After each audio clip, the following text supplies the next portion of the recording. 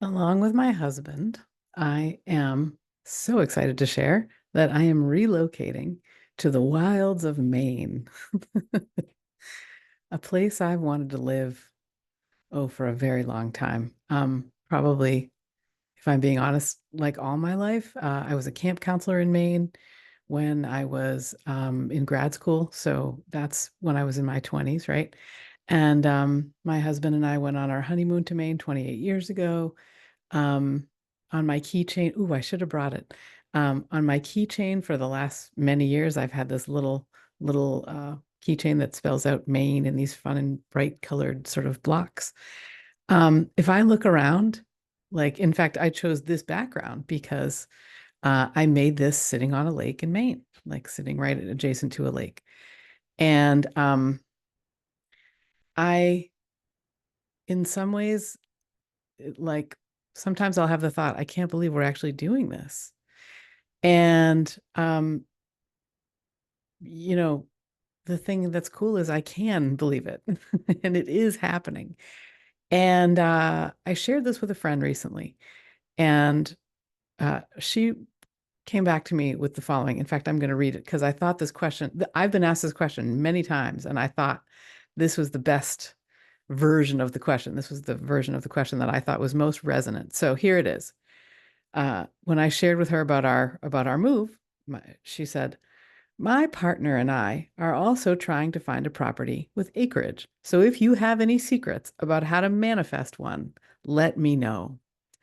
And I thought, you know what? I fucking do have some secrets about how to manifest that. And what a fun position to be in. So I've decided that for this season of True to Ourselves, what we're going to do is we're going to explore this because you will when I reflected on the trip to get here, um, it is not a straight line. It is a very up, down, backwards, forwards, complete wild ride that I could not have anticipated. And if you would like to purchase your dream home, um, I think it'll be really helpful. I hope it'll be really helpful. I know living it has been buck wild, and I'm really excited to have something to share that could be useful for someone who is also trying to manifest their dream home, live where they really want to live. And it goes so much deeper than that for me. I mean, over this year, all the principles that I hold dear were called into question in the process of doing this. And I'm going to take you into all that. So I'm excited. And I'm all hello, if you're new to the channel. I'm Kay. It is nice to meet you. I'm Kay Locke Culp. I am a coach. I'm a writer. I'm a creator, an artist. Um, and I created this channel because I wanted to share some of the things that have been helpful for me and also for clients, people that I work with, people that are inspired by what I'm up to. It seemed like it would be a lot of fun to bring others into this. So I'm really glad you're here today with me. Uh, and the first secret, quote unquote, so, right? So my friend said, if you have any secrets about how to manifest that, let me know. Uh, so I'm going to take you back exactly a year ago, which like the poetic timing of all of this, I just can't even believe sometimes.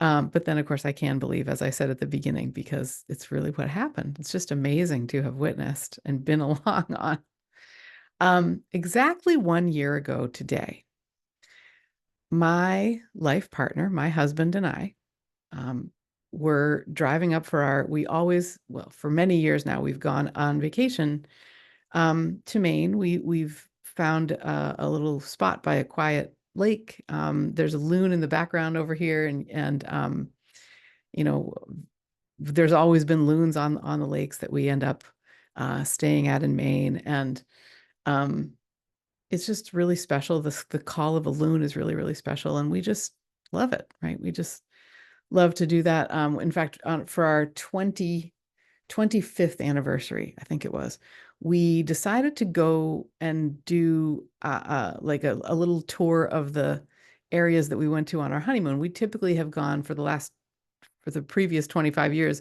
we'd been visiting and vacationing in the western part of Maine, which is beautiful and amazing.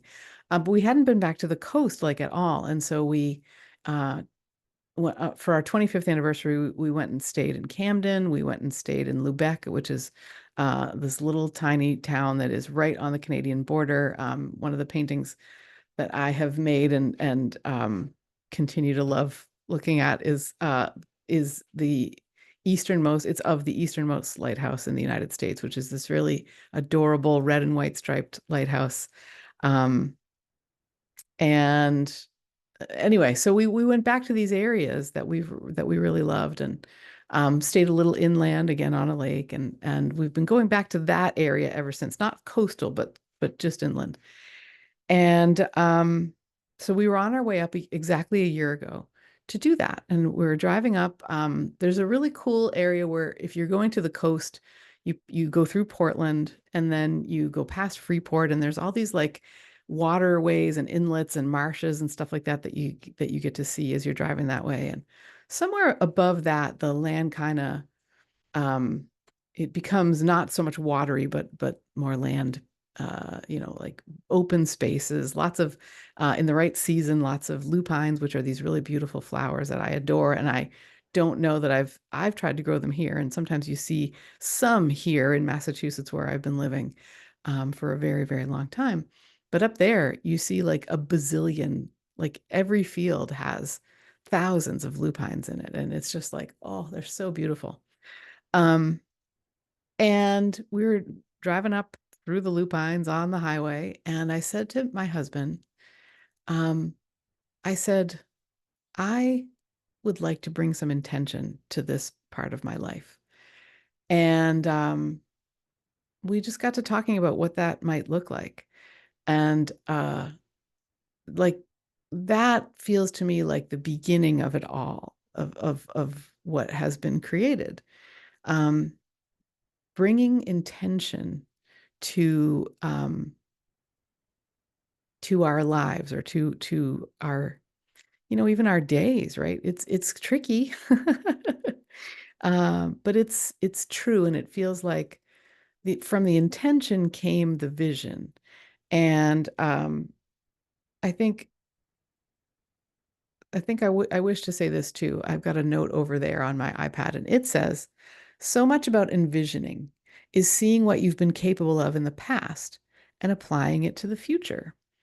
And I could look back on the past and see where I had brought intention and what had happened from that. One idea that comes to mind is in 2023, I did a solo hike across the coast to coast path in northern England. Um, I needed a wheelchair in 2011 and 2012 to go more than a few steps. So like that was a big deal. And I really did. I'd never wanted anything more than to do that hike. And I did it. I fucking did it. So um, achieving something big is something that I have felt capable of and actually done in the past. And so, as a coach, as a creator, this is really how I've learned to set my sails. And so, setting the intention of even at first just being curious, I remember having a feeling in my heart that what I most wanted was to live in Maine.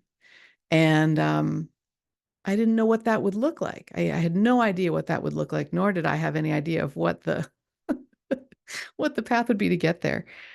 But the main thing that I wish to say in this video is I created the intention, and no matter what happened after, I didn't cancel it. Like, yeah, I created the intention and then I didn't cancel it. Now, we cancel things in really interesting ways, I think, for ourselves. I don't know if you've ever had the experience of saying something like, oh, wow, I wish I could have, that beautiful car. I wish I could have that car, but I'll never be able to afford it. That's not a car for me, right? Someday maybe, but right now I can't focus on that because I've got everybody else to take care of, or um, I'll never have enough money. Like things like that are how I've learned that I used to cancel things. And so if that's happened to you, if you've had those thoughts, believe me, I feel you. Uh, Not canceling the request or not canceling the intention It takes some real presence of mind, I think. But it's, believe me, if I can do it, like literally anyone can do it. So that's number one. Creating the intention and then not canceling it, not letting your thoughts talk you out of it. Um, and it does immediately leave me with a question. So you now know my dream home and my dream property is in Maine. I don't think I said this either. It's a 24-acre property with a post and beam home on it that was lovingly built by the person who has lived in it. And it's like so beautiful. It's at the end of a 1.5 mile long dead end road. Like you could not. When we got married, I can remember talking to friends who lived in Maine and saying that my husband and I were agreeing, what we'd really like is 40 acres with a house in the middle. That was 28 years ago. Here we are. Don't wait 28 years. That's definitely what I'd like to say to you. Yeah, what's your dream property? Where is it? I would love to hear. Please leave me a comment and let me know. Yeah, and I'm excited to take you on this journey. The next, I believe, I'm gonna go to my iPad and check this out because I think what I called, yeah. So uh the next chapter in this, chapter 2, I literally call I hit a wall. So we'll talk about that next time. Just a little foreshadowing there. Like I said, it was not a straight line. So step one, bring some intention to this. If this is your dream, really daydream about it. Where would you like to live?